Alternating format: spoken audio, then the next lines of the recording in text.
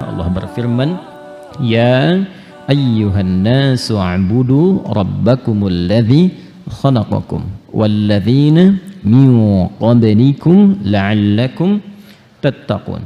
Hei semua manusia tanpa kecuali, ayo kembali menjadi baik, kembali menjadi saleh.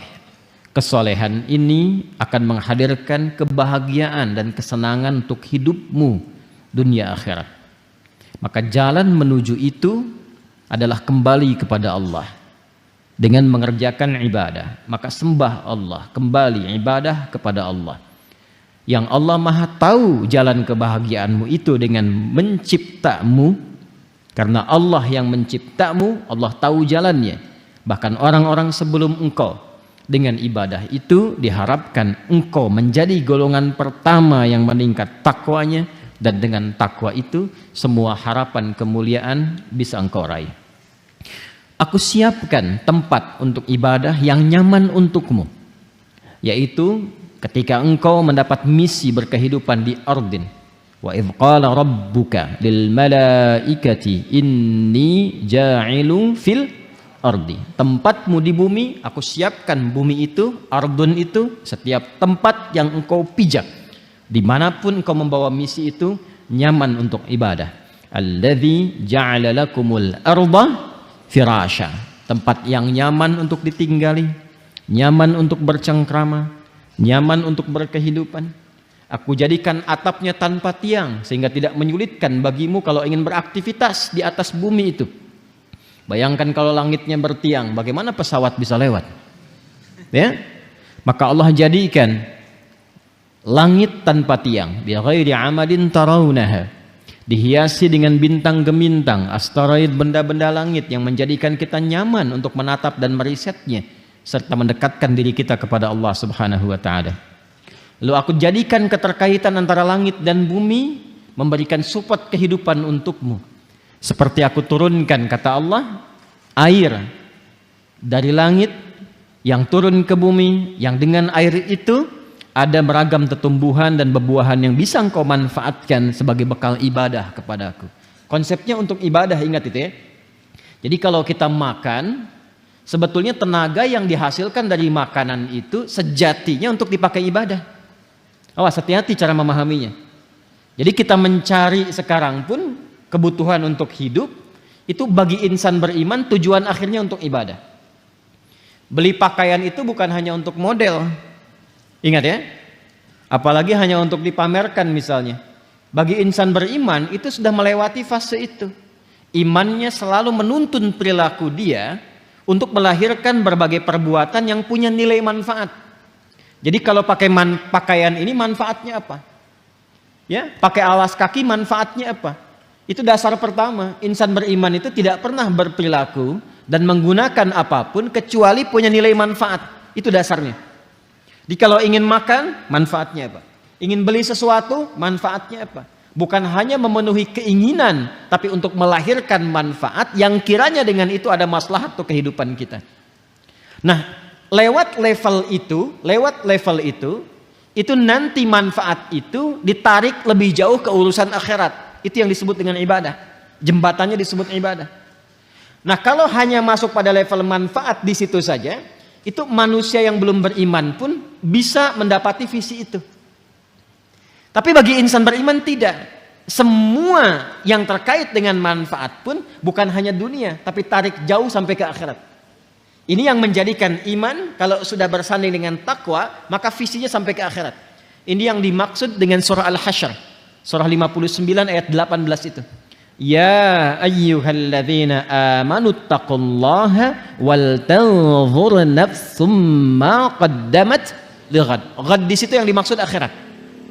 Hei semua orang beriman, tingkatkan takwamu kepada Allah dengan skema ibadah itu di semua kegiatan yang mungkin kita bisa lakukan, dan kita harus punya visi, kata Allah, menyiapkan ibadah itu untuk persiapan akhirat. Besok kalau kita pulang, kan bahasa kita selalu begitu ya, besok kalau kamu pulang bagaimana? Ya kan? Nah, ini yang dimaksudkan orang beriman, insan beriman itu visinya mesti jauh. Makanya saya sering katakan kalimat ini, manusia itu kalau sudah beriman itu pasti cerdas. Karena berpikirnya selalu panjang dan selalu punya penataan untuk beraktivitas. Kalau kita mau lebih jujur lagi untuk belajar dengan benar, bahkan waktu sholat pun membimbing kita bagaimana cara kita beraktivitas. Contoh begini misalnya, waktu sholat pertama yang kita tunaikan namanya apa? Halo? Sholat tidak ini? Hah?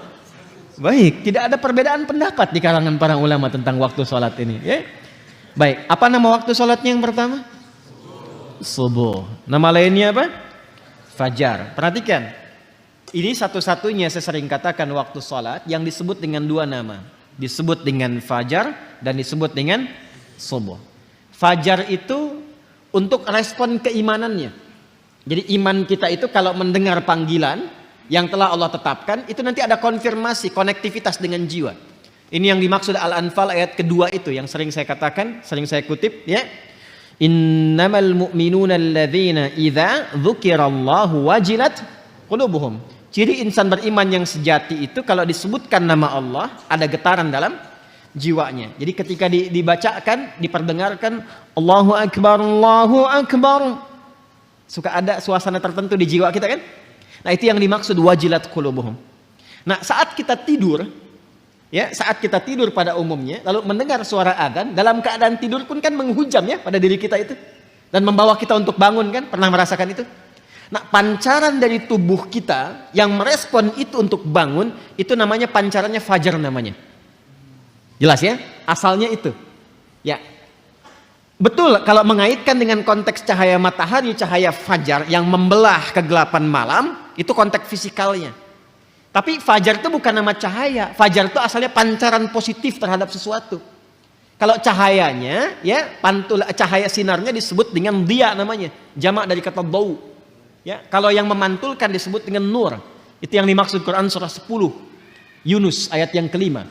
Huwallazi ja'ala syamsa diya'a wal qamara nura. Dialah Allah yang telah menjadikan matahari bercahaya, rembulan memantulkan cahaya. Ini cahayanya bukan fajar. Ya, pancaran yang disebut fajar itu pancaran yang membelah kegelapan sehingga menjadi terang sesuatu. Asalnya fajar itu setiap pancaran yang melahirkan kebaikan itu fajar. Jelas? Kalau melahirkan sesuatunya secara fisik, secara material, itu infajar namanya. Ya, berubah dari fajara jadi infajara. Masih ingat Nabi Musa mukjizatnya diantaranya apa? Tongkat kan? Ya, tongkat ya. Tongkat beliau kan ketika dipukulkan ke batu, ada 12 suku waktu itu meminta kepada Nabi Musa, mohonkan kepada Allah supaya keluar mata air. Tapi kami pengen 12. Pengen 12 supaya masing-masing dapat satu. Ya, jadi Masya Allah tuh ya. Ya, alhamdulillah kita dikasih satu kan masih bisa berbagi ya. Ya, umat dulu itu pengen 12, nggak mau katanya, setiap satu mesti mendapatkan satu. Maka Nabi Musa dengan izin Allah diperintahkan oleh Allah, ya, diperintahkan pukulkan tongkat kayumu ke batu itu. Itu ada di Al-Baqarah ayat 60 kisahnya. Ya, Quran surah 2 ayat 60, paling kanan di pertengahan. Wa idzistasqa Musa liqaumihi faqulna dhrib bi'asakal hajar. Ketika Musa memohon kepada Allah supaya ada mata air untuk kaumnya itu yang ada 12 suku, maka dengan keagunganku kata Allah, aku perintahkan pukulkan tongkatmu yang kayu ke batu itu. Karena tongkat Nabi Musa bagian dari mukjizat, walaupun kayu dipukulkan ke batu, batunya yang hancur.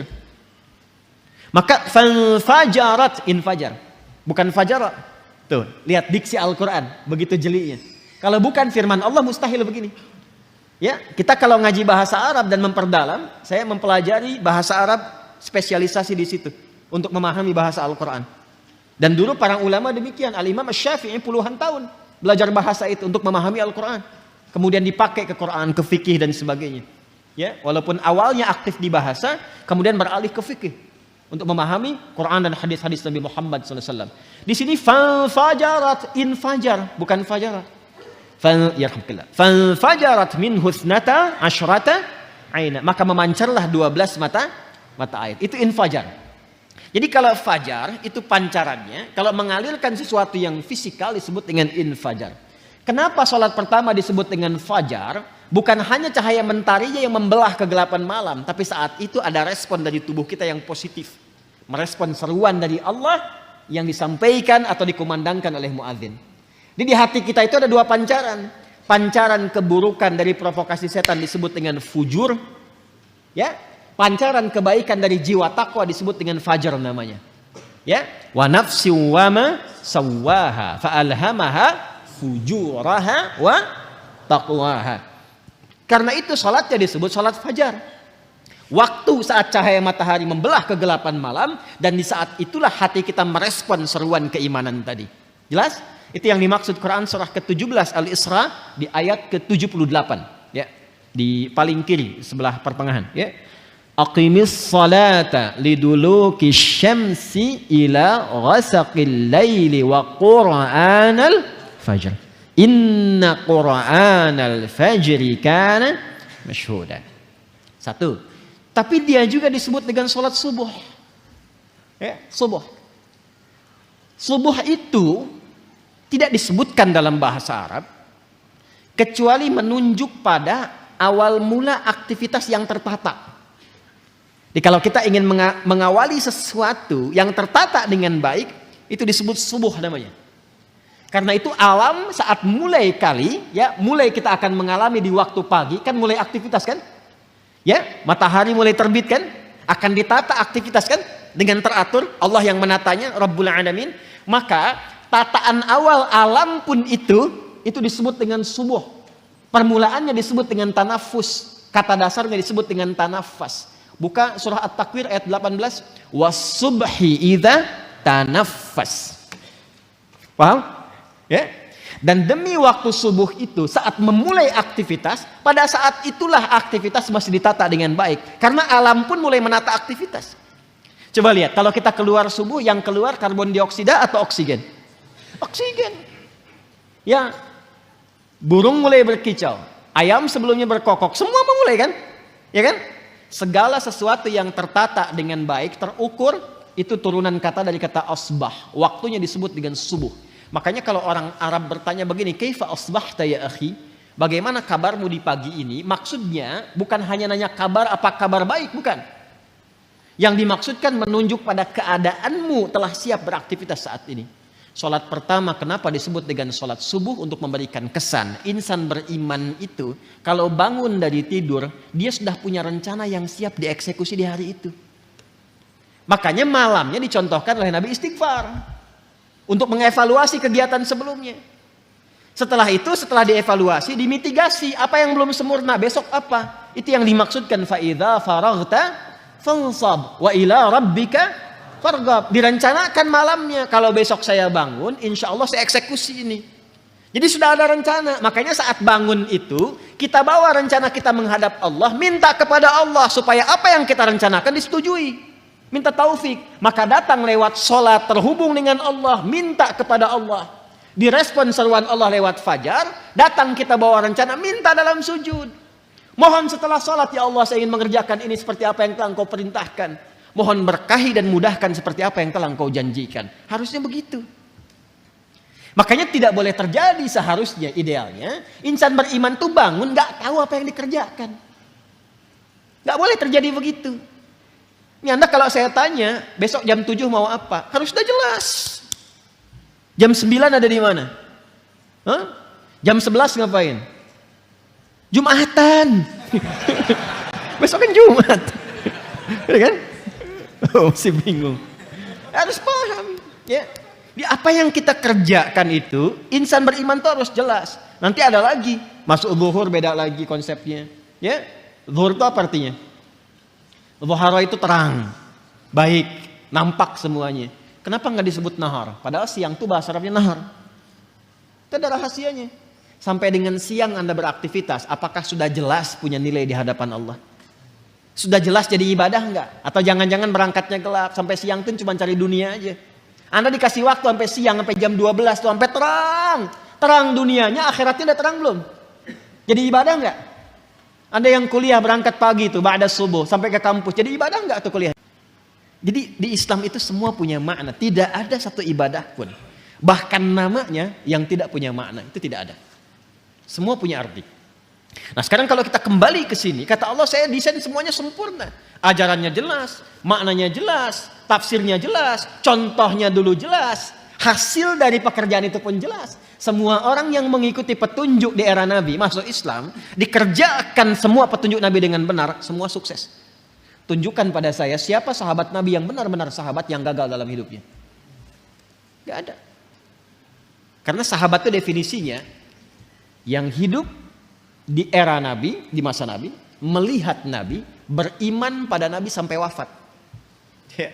Hidup di masa Nabi, melihat Nabi, beriman pada Nabi sampai wafat. Cari siapapun orang yang memenuhi kriteria ini, kecuali mereka akan sukses di semua bidangnya. Siapapun itu. Nah sekarang semua contoh itu telah dikumpulkan. Qurannya ada, ini Anda pegang mushafnya. Hadisnya lengkap. Berapa banyak ulama sekarang mengumpulkan kitab hadis, Al-Bukhari, Muslim, kitab Sunan Abu Daud, At-Tirmidzi, Musnad Imam Ahmad, Mu'jam At-Tabrani, ada semuanya. Ya. Kemudian miniatur sejarahnya ada di sirah.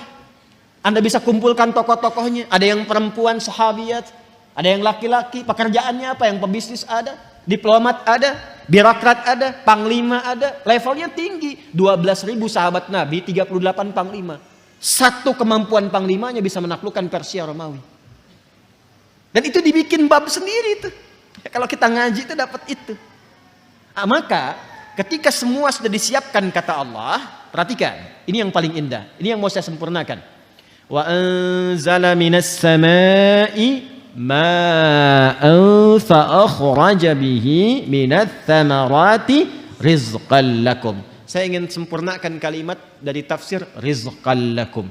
Semua itu kata Allah, desain yang aku siapkan, kenyamanan untukmu, ketenangan untukmu, langit yang indah itu, beragam buah-buahan yang kau nikmati untuk ibadah itu, rizqan lakum, adalah rizki untuk kalian.